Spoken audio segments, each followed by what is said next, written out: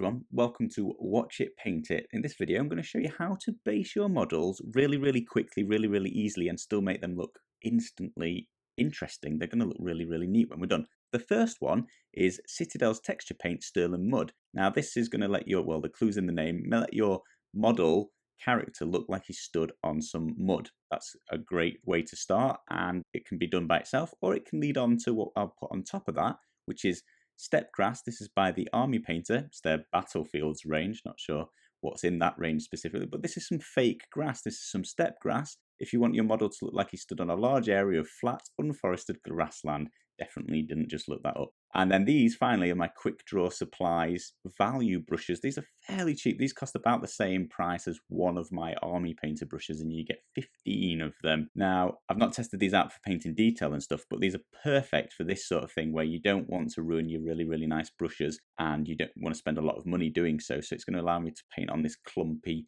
texture paint and use PVA glue, which I haven't shown you here. You are going to need some PVA glue for this tutorial. I'll put some links in the description below to where to find these items. So we're going to start off with that Stirland Mud I mentioned, just using a cheap brush, as I said I would be. And I'm just going to be sort of scooping this on and plopping it onto this base. I'm just going to show you, first of all, doing all of this work on a base standalone. Now, a lot of you will be tabletop gamers and won't have, the base and the model separate. They're often combined in one unit. So I'll show you how to do that later. Not that it's very different, but I wanted to give you a nice clear view of how this is done. So I piled this on, and now I'm just sort of agitating it, and I'm not flattening it, I'm not smoothing it, but I'm trying to even it out so it's about the same thickness of mud all over. Once you've left that to dry, it's going to look like this, like a big pile of goopy mud. It's quite realistic, actually. It looks like it's rained recently, and that's really hard, really solid now after about 2 or 3 hours to dry. I think that took me. I painted it on quite thick.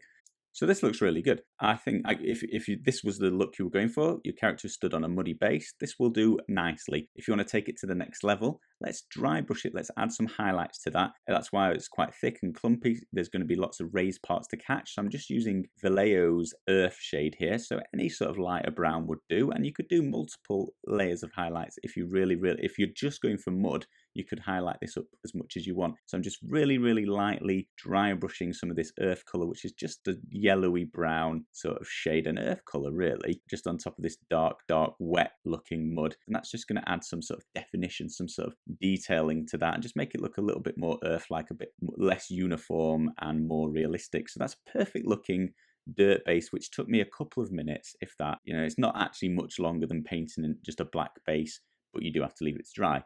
So I'm now going to take it to the next step. I'm going to use that next step, steppy step. I'm going to use some steppe grass. So the Army Painter's steppe grass.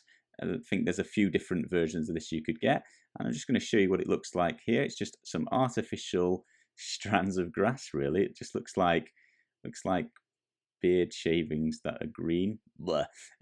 Don't think about that. Don't worry about that. It's going to look nice by the end. So I'm going to use a cheap brush once again, same brush. I keep cleaning this up quite well, it never gets damaged, and I'm just going to apply some PVA glue, some craft glue, white glue, school glue, whatever you call it, where you're from, and then cover the whole base in that. Then I'm just going to sprinkle this steppe grass on top. You just keep building it up, getting as much on as you want, and then tapping off all of the excess just back into the box. The bits that stuck to the glue are going to stay stuck, so I'm going to put some on, tap some off, put some off, until I've got complete coverage. And I'm just going to show you how it looks when it's all dry again. So I gave this about an hour. I don't think it actually took that long to dry. And how much does that look like grass? It looks like really nice fake grass. It does look quite battlefieldy. It's not well kept and lawn mowed and perfectly green. It looks very realistic to a sort of battlefield environment. I would say I'm happy with that. So that's how to do grass. I'll just show you now. Back to Stirland Mud. It's nice and thick and gloopy, if you didn't notice that the first time. Again, I'm going to use a cheap brush, and this time I'm going to apply it to a model stuck to a base. And it's exactly the same process, really. You just need to take a little bit more time and a little bit more care. What you want to do is really slowly apply this in sort of, take a blob, smash it onto the base, and then work it in nice and thin, making this a lot thinner, being a lot more careful with this, and just making sure you try not to get it on the model's feet, but it's not very difficult to work with. It's entirely possible. I'm sure you could imagine it. I'm sure I don't need to show you this, but what I'm also going to do is then just show you cleaning it up afterwards, because it was on a model that was a little bit less accurate, a little harder to do. So wet your brush and then just go around the edge of the model and just sort of clean up any of this texture off of it, just because that's going to leave it textured when you paint the black back around the rim. So just water down your brush and go around and just basically wash it off like you would wash anything else off. Try not to get any water on the top, just because it's going to take longer to dry. I'm then going to just take my black, again dead black by the Army Painter, but any black would do. I'm just going to repaint in that rim, and what that's going to do is just really make that model and the base now just pop out again, and bring your focus to the model instead of the random rim that you've got. So this is how it looks with a mud with a model on top of it. So you can just get a look and feel right here for how that might look. So you can imagine that. That's not a bad base. That does not take a lot of time, and it's semi-interesting, right? Like mud's mud, it's 3D, it's textured, it's cool. So now I'm going to show you applying some grass, but this time I'm just going to clump it together and just add a few patches. I mean, we've all seen fields like this, right? Where there's just muddy bits and grassy bits, and it's going to give a bit of a combination of the pair of them here and just allow you to see. And again, I'm just being extra careful not to get any glue on my model, although this will dry see-through, and it's actually really, really easy to peel off this PVA glue. So it's not too big a concern, but just take your time. And then you apply it in exactly the same way. Just pile it on. I'm pushing it down just a little bit, just because I wanted to get like quite a good coverage of grass. And then you're just tapping it back off onto the box. And there you go. That's this little guy, completely based with some patchy grass, lots of mud showing through. Looks like this field has been trampled quite a lot. And that's a nice look with him being a sort of marching soldier. I wanted him to look like that, like he stood in a patchy, war-torn sort of field environment.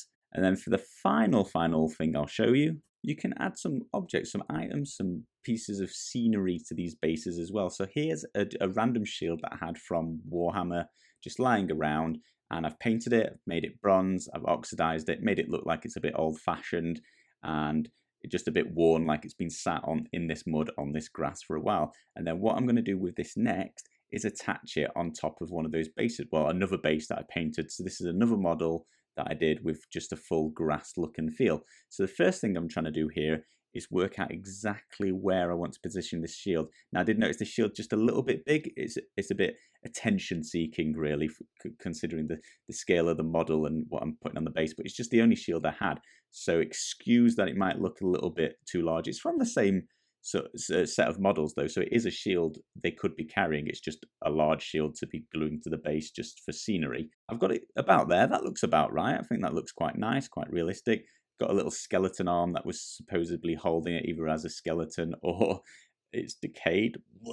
It's decayed as much as the shield has just become water damaged over time.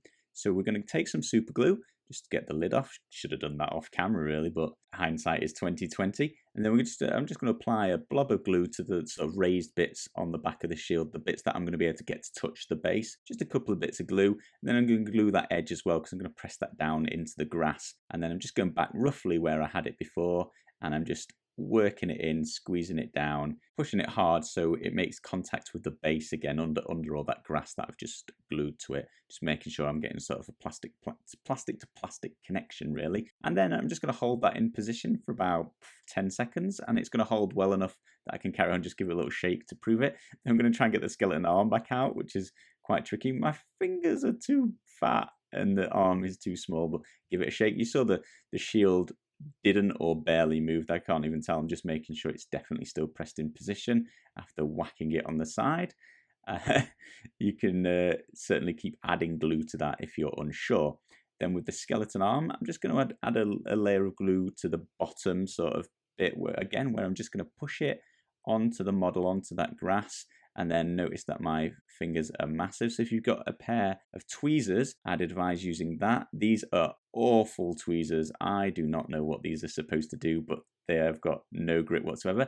And if I'm going to be carrying on doing this in the future, I'm definitely going to buy a better pair of tweezers. So let me know in the comments below if there's a specific pair of tweezers I should be getting for this sort of detail work. But I'm basically going to just try and get that onto the base, which I've finally managed to do, and then edge it on with my fingers again, just so I can get the glue side down and exactly the same as the shield, push that down and glue it onto the base.